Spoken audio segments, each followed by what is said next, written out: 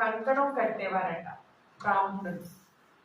రాను రాను తర్వాత ఇది ఏమైంది అంటే రక్షణ కోసం అన్నయ్య కానీ తమ్ముడు కానీ ఉంటే అన్నయ్యకి తమ్ముడికి ఎవరు కడతారు?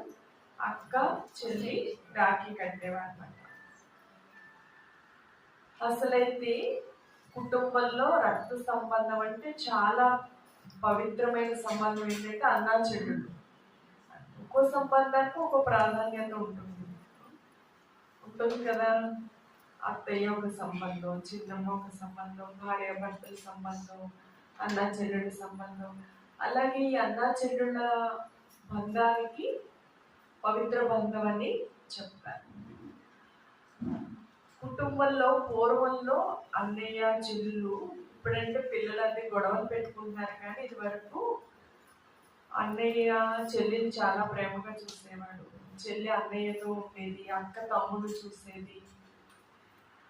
ఎప్పుడు ఉన్న పద్ధతి ఏంటంటే చెల్లికి లేదా అక్కకి వివాహం చేస్తే అబ్బాయి ఇంట్లోనే ఉంటారు. అమ్మాయికి ఫస్ట్ నుంచి నగలు చేయించడం, బట్టలు కొనడం, అమ్మాయిని అత్తవారింటికి పంపించేంత వరకు అన్ని సమకూర్చి పంపించేవారు. ఆ తర్వాత ఉన్న ఇల్లు పొలం ఏది ఉంటే అది అబ్బాయికి ఇచ్చేవారు. అక్కడ కూడా అబ్బాయి ఉంటాడు, ఇక్కడ కూడా అబ్బాయి ఉంటాడు, అంతే కదా. అమ్మాయిని అబ్బాయిని ఒకలాగే చూసేవారు. మళ్ళీ